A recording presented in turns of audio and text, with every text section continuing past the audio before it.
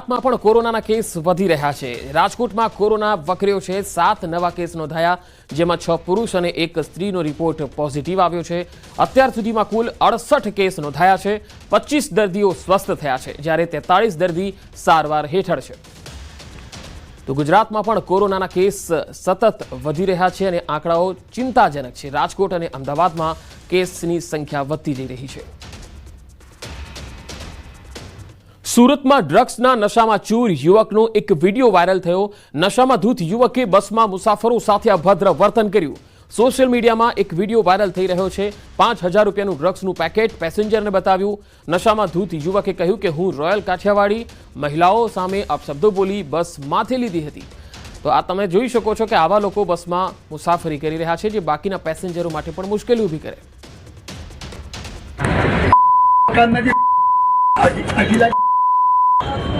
મારી four wheeler puncture પડ્યું એટલે બસમાં હું છું મેં।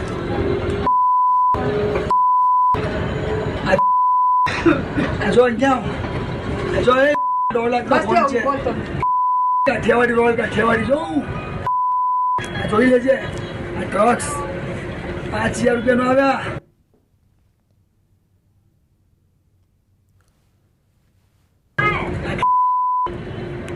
કેટલાનો આવ્યા આટલું? 5000। વધુ માહિતી મેળવીએ। સુરતથી સંવાદદાતા કીર્તિશ પટેલ જોડાયા છે। કીર્તિશ, આ વિડીયોમાં જે શખ્સ દેખાઈ રહ્યો છે, આ કોણ છે? તેની કોઈ ભાળ મળી શકે છે? પોલીસ કોઈ એક્શન લઈ રહી છે?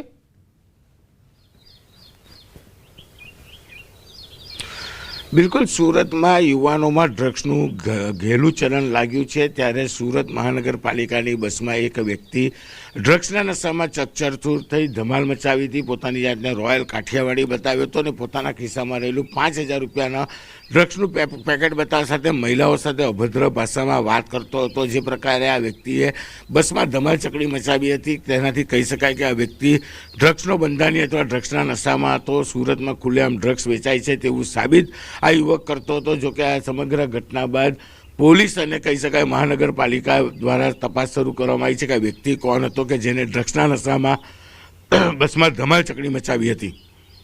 જી કીર્તિશ, આભાર માહિતી આપવા માટે।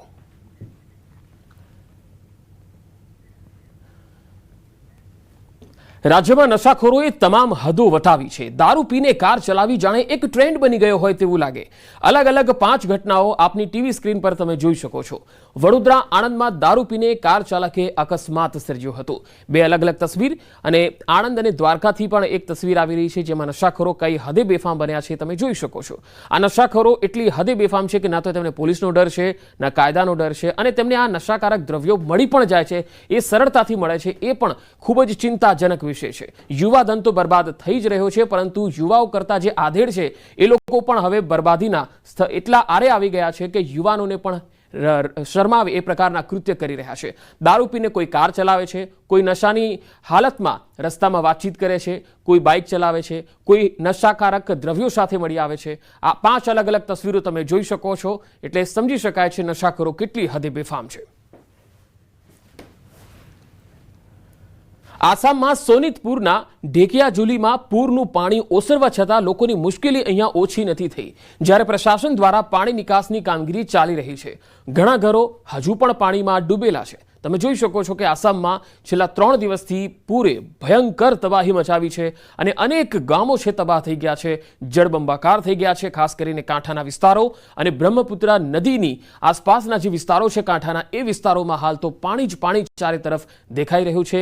રાહતની આશાએ હજુ પણ ઘણા સ્થાનિકો છે એ પોતાના ઘરમાં બોટના મારફતે રાહતની આશ લગાવીને બેઠા છે। પૂર પછી પણ તેમની જે દુઃખની સ્થિતિ છે એ યથાવત છે, કારણ કે આ જે પૂરના પાણી છે એ હજુ ઓસરી નથી રહ્યા।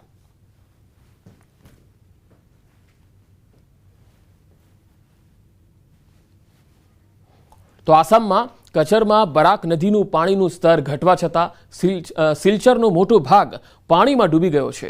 મુખ્યમંત્રીએ પૂરગ્રસ્ત વિસ્તારોની મુલાકાત લીધી। 2 અલગ અલગ તસવીરોમાં આપણે બતાવી રહ્યા છીએ।